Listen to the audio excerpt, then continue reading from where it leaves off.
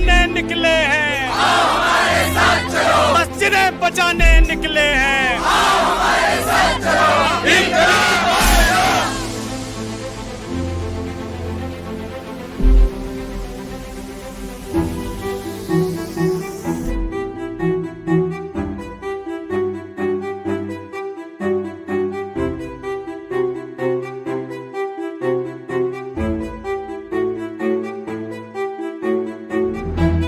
Parliament यहाँ से 500 metre दूर है।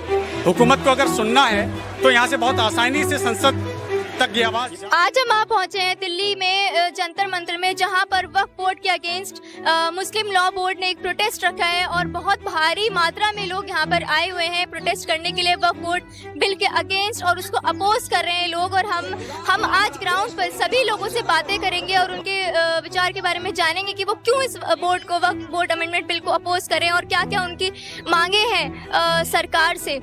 मैं हूँ इकरा नूर और आप देख रहे हैं फॉइज मीडिया। टेस्ट में सिर्फ मेल्स ही नहीं बल्कि फीमेल्स भी बहुत सारी आई हुई हैं और यहाँ पर पूरा भरपूर साथ दे रही हैं। यहाँ पर इस प्रोटेस्ट को ज्वाइन किया हुआ है सभी ने, जो यंग यूथ है वो भी यहाँ पर है और फीमेल्स भी हैं काफ़ी सारी, और जेएनयू के भी स्टूडेंट्स हैं यहाँ पर जो धरना प्रदर्शन को यहाँ पर ज्वाइन किए हुए हैं आज। और यहाँ पर सभी लोगों के हाथ में कुछ ना कुछ बड़े बड़े पैम्फलेट्स हैं, फ्लैक्स हैं, जिस पर वक्फ अमेंडमेंट के बारे में उन्होंने कुछ ना कुछ लिखा हुआ है, that they oppose Waqf amendment bill और सेव कॉन्स्टिट्यूशन। हम जानेंगे, सभी लोगों से बात करेंगे कि उनकी सरकार से मांगे और क्या क्या वो इस प्रोटेस्ट में करने वाले हैं और कैसी उनकी सबकी आज रोज़े में क्या एनर्जी है इस प्रोटेस्ट में।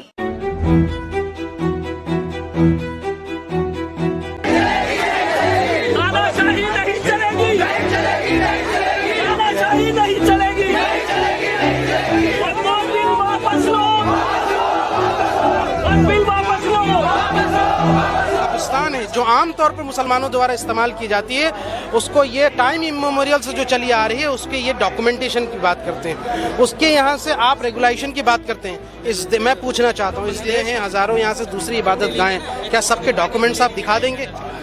क्या जो पुलिस स्टेशन में बनी है, डीडीए के पार्क में बनी है, उन सब मंदिरों के डॉक्यूमेंटेशन दिखाएं? क्या हम सुप्रीम कोर्ट में इसकी PIL डालें, या हम यहाँ से अपने वकीलों से कह करके कहें कि इस पर रिसर्च करके लाइए और बताइए कि कितनी दूसरी इबादत गाहें हैं? आप NTCA प्रोटेस्ट को ले लीजिए, बाबरी मस्जिद के बाद मुसलमानों ने जो पूरी लंबी लड़ाई लड़ी है, कॉन्स्टिट्यूशनल लड़ाई लड़ी है, उसको ले लीजिए।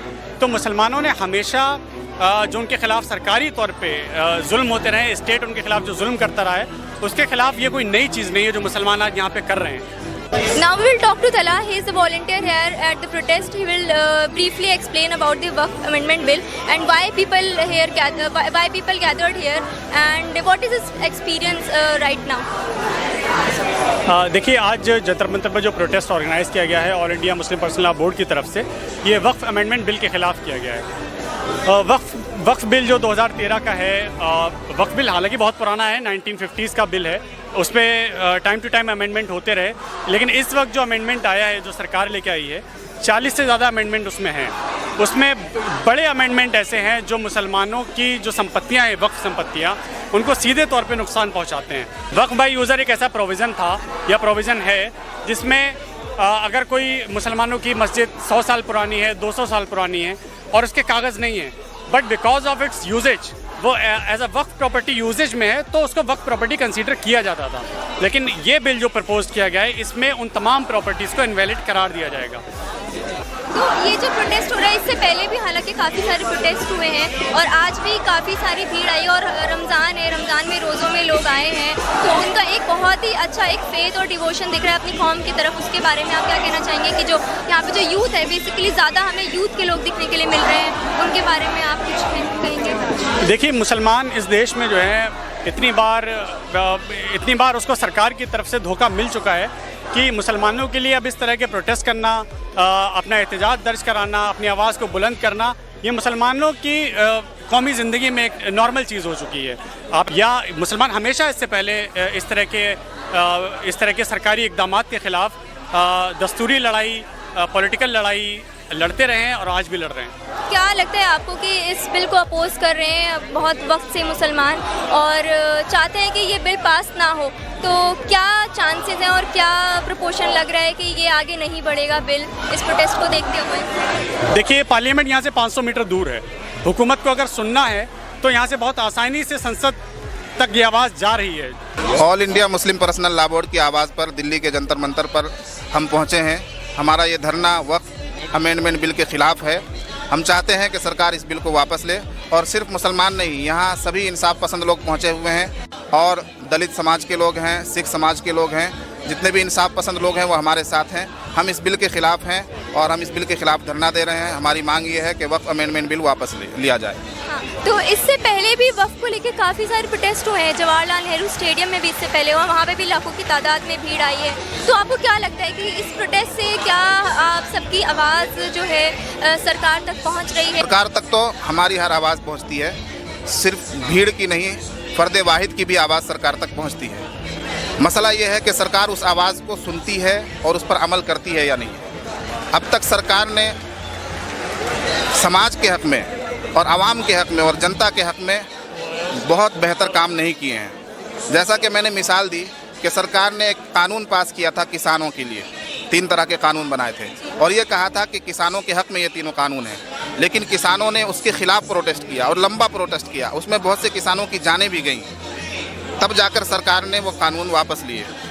तो जैसा कि हमें पता है कि वक्फ बोर्ड की जो अथॉरिटी है उसमें मुसलमानों को ही रखा जाता था, लेकिन अब जो है मुसलमानों को हटा के और भी अलग अलग लोगों को इंट्रोड्यूस किया जा रहा है। मुसलमानों को हटा के नहीं, मुसलमानों के साथ साथ नॉन मुस्लिम को भी उसमें सीटें दी जा रही है, पद दिए जा रहे हैं, यानी इस बिल के बाद।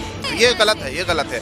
आप मंदिर की कोई कमेटी बनाते हैं, आपने राम मंदिर की कमेटी बना रखी है, किसी मौलाना को लिया आपने, मौलाना महमूद मदनी को उसका सदस्य बनाया, और ना आप बना सकते हैं। तो यही हमारी डिमांड है कि भाई जब हमारी ये वक्त अपनी प्रॉपर्टी है या हमारी भी आस्था का मामला है, धार्मिक मामला है, इसमें आप नॉन मुस्लिम को क्यों बिठाना चाहते हैं? कैसा लग रहा है कि अपने फेथ को और डिवोशन को इस तरह अपनी कौम के लिए आगे करना, इस चीज़ के लिए आप? हमें बहुत अच्छा फील हो रहा है, गुड फील हो रहा है, और हम तो प्रदर्शनकारी लोग हैं, हम अपने हक़ के लिए लड़ाई लड़ने वाले लोग हैं। हमारे पुरखों ने भी लड़ाई लड़ी है, इस मुल्क को आज़ाद करने के लिए भी हमने ही लड़ाई लड़ी है। आज जो लोग इस मुल्क में जो है हलवा खा रहे हैं और मिठाई खा रहे हैं, वो हमारे पुरखों की देन है। देखते हैं हर डिस्ट्रिक्ट में जो वक्फ बोर्ड की जो ऑफिसेस होती है उसका एक मेंबर कौन होता है, डीएम होता है या कलेक्टर होता है। तो ये जो भ्रांति फैलाई गई है कि भाई इसमें यहाँ से पर्सनल लेवल पे कोई ऑर्गेनाइजेशन बना के रख दिया, ये तो सरासर झूठ है। और इसमें जो लोगों को बताया जा रहा है कि नहीं जी कुछ फला मौलाना साहब या कुछ बड़े लोगों, एक बात बताइए, क्या आम मुसलमान मस्जिद नहीं जाता? क्या आम मुसलमान कब्रिस्तान में दफन नहीं होता? क्या आम मुसलमान दरगाह नहीं जाता? आप उन दरगाहों, मस्जिदों और कब्रिस्तानों की ज़मीन को क्या समझते हैं? किससे रेगुलराइज है वो? वक्फ बाय यूज़र से रेगुलराइज। सरकार उसी को तो ख़त्म करना चाहती है। मैं आपको दावे के साथ कह रहा हूँ कि अगर इस कानून को नहीं रोका गया तो आज जो हाल संभल में हो रहा है वो हाल देश के तमाम मस्जिदों में इस तरह के विवादास्पद करके वहाँ पे दंगे की कोशिश करने की करे। जो खुलेआम आकर के इजराइल का सपोर्ट करे, आप उसको उलमा कहेंगे? तो ऐसे भाड़े के 2-4 टट्टुओं से कोई नैरेटिव नहीं बनता। असल तो मसला जनता का है। एक अदालत आवाम की भी होती है, एक अदालत जनता की भी होती है, और उसमें ये फैल रहा है और ये बात समझ में आ रही है लोगों को। देखिए शाहीन बाग आंदोलन के दौरान आप भी थे, हम लोग भी थे। 120 दिनों तक, क्या जी 104 दिनों तक जो है ना, 104 दिनों तक हम लोगों ने लगातार वहाँ पे निरंतर शाहीन बाग में डटे रहे, प्रयास करते रहे। सरकार को बात नहीं समझ में आती है तो हम वैसे ही प्रोटेस्ट करेंगे जैसे किसान प्रोटेस्ट करता है कि दिल्ली MIM के तमाम जो कारकुनान हैं उनको ऑन ग्राउंड पे सपोर्ट देना चाहिए। और हमने भी सदर साहब को भरोसा दिलाया है कि बहुत मुस्तैदी के साथ हम लोग मौजूद हैं, और जो भी कॉन्वर्सेशन चल रही है all India Muslim personal law board के बीच में, और सदर साहब खुद उसके एक मेंबर भी हैं, तो हमने उसके बारे में आगाह भी किया इंशाल्लाह। और इवन की पार्टी के तरफ से भी एक बड़ा प्रोटेस्ट कॉल बहुत जल्द ईद के बाद दिया जाएगा इंशाल्लाह। राजनीतिक हाँ तक भी हमें इसकी लड़ाई को लड़नी पड़ेगी तो हम लड़ेंगे इंशाल्लाह। इसमें हम कहीं चूकने वाले नहीं हैं। और जितने भी लल्लू पंजू लोग यहाँ से जो डराने धमकाने की कोशिश कर रहे हैं उनसे ये कहना कि यहाँ से कि तुम जनरल डायर बनना है तो तुम जनरल डायर बन जाइए। हमारी यहाँ से सीने में यहाँ से गोलियाँ कम नहीं पड़ेगी, तुम्हारी गोलियाँ कम पड़ जाएगी।